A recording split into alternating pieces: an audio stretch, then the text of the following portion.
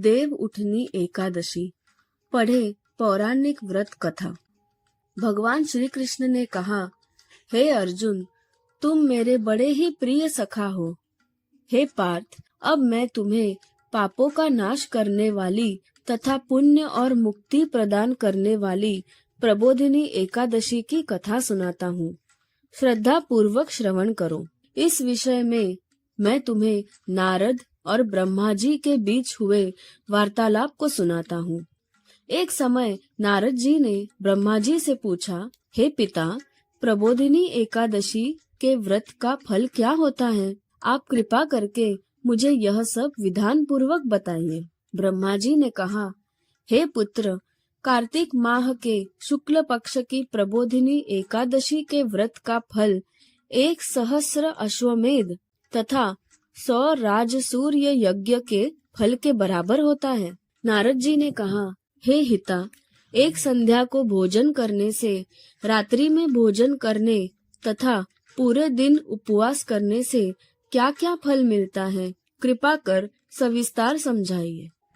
ब्रह्मा जी ने कहा, हे नारद, एक संध्या को भोजन करने से 2 जन्म के तथा पूरे दिन उपवास करने से 7 जन्म के सभी पाप नष्ट हो जाते हैं। जिस वस्तु का त्रिलोक में मिलना मुश्किल है, वह वस्तु भी प्रबोधिनी एकादशी के व्रत से सहज ही प्राप्त हो जाती है। प्रबोधिनी एकादशी के व्रत के प्रभाव से बड़ा पाप भी क्षण में नष्ट हो जाता है। पूर्व जन्म के किए हुए अनेक बुरे कर्मों को प्रबोधिनी एकादशी का व्रत क्षण भर में नष्ट कर देता है। जो मनुष्य अपने स्वभावानुसार प्रबोधिनी एकादशी का विधान पूर्वक व्रत करते हैं, उन्हें पूर्ण फल प्राप्त होता है। हे पुत्र, जो मनुष्य श्रद्धा पूर्वक इस दिन किंचित मात्र पुण्य करते हैं, उनका वह पुण्य पर्वत के समान अटल हो जाता है। जो मनुष्य अपने हृदय के अंदर ही ऐसा ध्यान करते हैं कि प्रबोधिनी एकादशी का व्रत करूंगा, उनके 100 जन्म के पाप नष्ट हो जाते हैं।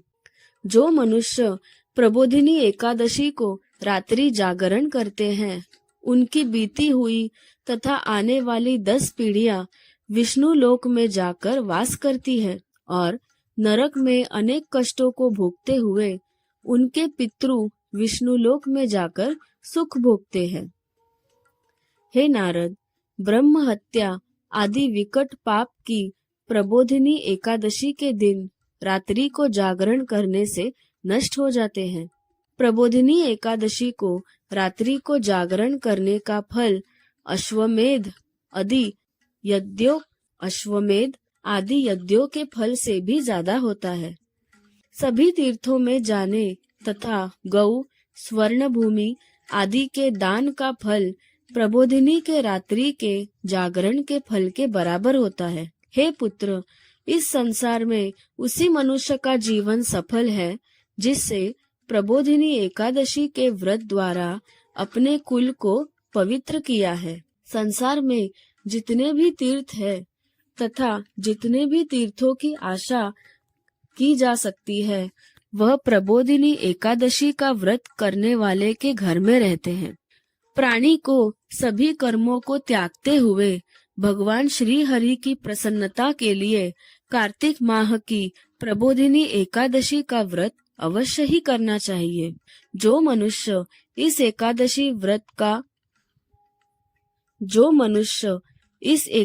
व्रत को करता है, वह धनवान, योगी, तपस्वी तथा इंद्रियों को जीतने वाला होता है, क्योंकि एकादशी भगवान विष्णु की अत्यंत प्रिय है।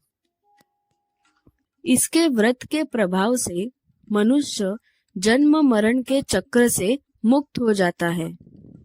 इस एकादशी व्रत के प्रभाव से कायिक, वाचिक और मानसिक तीनों प्रकार के पापों का शमन हो जाता है। इस एकादशी के दिन जो मनुष्य भगवान विष्णु की प्राप्ति के लिए दान, तप, होम, यज्ञ आदि करते हैं, उन्हें अनंत पुण्य की प्राप्ति होती है। प्रबोधिनी एकादशी के दिन भगवान श्री हरि का पूजन करने के बाद यौवन और वृद्धावस्था के सभी पाप नष्ट हो जाते हैं। इस एकादशी को रात्रि जागरण करने का फल सूर्य ग्रहण के समय स्नान करने के फल से सहस्त्र गुना ज्यादा होता है। मनुष्य अपने जन्म से लेकर जो पुण्य करता है वह पुण्य प्रबोधिनी एकादशी के व्रत के पुण्य के सामने व्यर्थ है। जो मनुष्य प्रबोधिनी एकादशी का व्रत नहीं करता उसके सभी पुण्य व्यर्थ हो जाते हैं। इसीलिए हे पुत्र, तुम्हें भी विधान पूर्वक भगवान विष्णु का पूजन करना चाहिए। जो मनुष्य कार्तिक माह के धर्म परायण होकर अन्य व्यक्तियों का अन्न नहीं खाते, उन्हें चंद्रायन व्रत के फल की प्राप्ति होती है। कार्तिक माह में प्रभु दान आदि से उतने प्रसन्न नहीं होते जितने कि शास्त्रों की कथा सुनने से प्रसन्न होते हैं। कार्तिक माह में जो मनुष्य प्रभु की कथा को थोड़ा बहुत पढ़ते हैं या सुनते हैं, उन्हें 100 गायों के दान के फल की प्राप्ति होती है।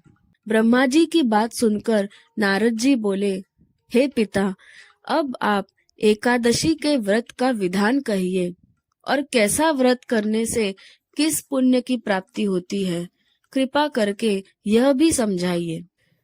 नारद की बात सुन ब्रह्मा जी बोले, हे पुत्र, इस एकादशी के दिन मनुष्य को ब्रह्म मुहूर्त पे उठना चाहिए और स्नानादि से निवृत्त होकर व्रत का संकल्प करना चाहिए। उस समय भगवान विष्णु से प्रार्थना करनी चाहिए कि हे प्रभु, आज मैं निराहार रहूंगा और दूसरे दिन भोजन करूंगा, इसलिए आप मेरी रक्षा करें। इस प्रकार प्रार्थना करके भगवान का पूजन करना चाहिए और व्रत प्रारंभ करना चाहिए।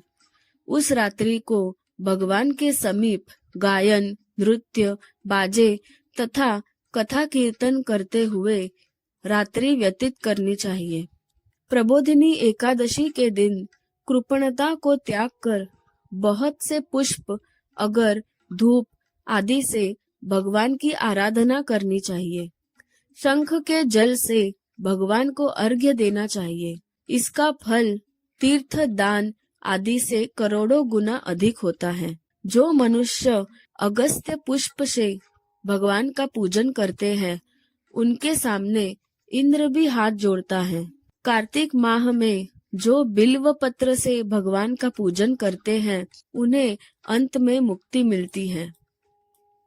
कार्तिक माह में जो मनुष्य तुलसी जी से भगवान का पूजन करता है, उसे 10,000 जन्मों के सभी पाप नष्ट हो जाते हैं। जो मनुष्य इस माह में श्री तुलसी जी के दर्शन करते हैं या स्पर्श करते हैं या ध्यान करते हैं या कीर्तन करते हैं, रोपण करते हैं अथवा सेवा करते हैं, वे 1000 कोटि युग तक भगवान विष्णु के लोक में वास करते हैं। जो मनुष्य तुलसी का पौधा लगाते हैं और उनके कुल में पैदा होते हैं, वे प्रलय के अंत तक विष्णु लोक में रहते हैं। जो मनुष्य भगवान का कदम्ब पुष्प से पूजन करता है, वह यमराज के कष्टों को नहीं पाते। सभी कामनाओं का पूरा करने वाले भगवान विष्णु कदम्ब पुष्प को देखकर अत्यंत प्रसन्न होते हैं। यदि उनका कदम्ब पुष्प से पूजन किया जाए तो उसमें उत्तम बात और कोई भी नहीं। जो गुलाब के पुष्प से भगवान का पूजन करते हैं, उन्हें निश्चित ही मुक्ति प्राप्त होती है। जो मनुष्य बकुल और अशोक के पुष्प से भगवान का पूजन करते हैं, वे अनंत काल तक शोक से रहित रहते हैं। जो मनुष्य भगवान विष्णु का सफेद और लाल कनेर के फूलों से पूजन करते हैं, उन पर भगवान अत्यंत प्रसन्न होते हैं। जो मनुष्य भगवान श्री हरि का दुर्वा दल से पूजन करते हैं, वे पूजा के फल से 100 गुना ज्यादा फल पाते हैं। जो भगवान का शमी पत्र से पूजन करते हैं वे भयानक यमराज के मार्ग को सुगमता से पार कर जाते हैं। जो मनुष्य चंपक पुष्प से भगवान विष्णु का पूजन करते हैं वे जीवन मृत्यु से चक्र के मुक्त हो जाते हैं। जो मनुष्य स्वर्ण का बना हुआ केतकी पुष्प भगवान को अर्पित करते हैं उनके करोड़ों जन्मों के पाप नष्ट हो जाते हैं। जो मनुष्य पीले और रक्त वर्ण कमल के सुगंधित पुष्पों से भगवान का पूजन करते हैं उन्हें श्वेत दीप में स्थान मिलता है। इस प्रकार रात्रि में भगवान का पूजन करके प्रातःकाल शुद्ध जल की नदी में स्नान करना चाहिए। स्नान करने के उपरांत भगवान की स्तुति करते हुए घर आकर भगवान का पूजन करना चाहिए। इसके बाद ब्राह्मणों को भोजन कराना चाहिए और दक्षिणा देकर आदर सहित उन्हें प्रसन्नता पूर्वक विदा करना चाहिए। इसके बाद गुरु की पूजा करनी चाहिए और ब्राह्मणों को दक्षिणा देकर नियम को छोड़ना चाहिए। जो मनुष्य रात्रि स्नान करते हैं उन्हें दही और शहद दान करना चाहिए। जो मनुष्य फल की आशा करते हैं उन्हें फल दान करना चाहिए। तेल की जगह घी और घी की जगह दूध, अन्नों में चावल दान करना चाहिए। जो मनुष्य इस व्रत में भूमि पर शयन करते हैं उन्हें सब वस्तुओं सहित शैया दान करनी चाहिए। जो मौन धारण करते हैं उन्हें स्वर्ण सहित तिल दान करना चाहिए। जो मनुष्य कार्तिक माह में खड़ाऊ धारण नहीं करते उन्हें खड़ाऊ दान करने चाहिए। जो इस माह में नमक त्यागते हैं उन्हें शक्कर दान करनी चाहिए। जो मनुष्य नित्य प्रति देव मंदिरों में दीपक जलाते हैं उन्हें स्वर्ण या तांबे के दीपक को घी तथा बत्ती सहित दान करना चाहिए। जो मनुष्य चातुर्मास व्रत में किसी वस्तु को त्याग देते हैं उन्हें उस दिन उस वस्तु को पुनर्ग्रहण करना चाहिए। जो मनुष्य प्रबोधिनी एकादशी के दिन विधान पूर्वक व्रत करते हैं उन्हें अनंत सुख की प्राप्ति होती है और अंत में स्वर्ग को जाते हैं। जो मनुष्य चातुर्मास व्रत को बिना किसी बाधा के पूर्ण कर देते हैं उन्हें दोबारा जन्म नहीं लेना पड़ता। जिस मनुष्यों का व्रत खंडित हो जाता है उन्हें दोबारा प्रारंभ कर लेना चाहिए। जो मनुष्य इस एकादशी के महात्म्य को सुनते और पढ़ते हैं अश्वमेध यज्ञ की फल की प्राप्ति होती है। कथा सार, वेदाध्ययन, तपस्या व त्याग की दृष्टि से चातुर्मास का नियम अति महत्वपूर्ण है।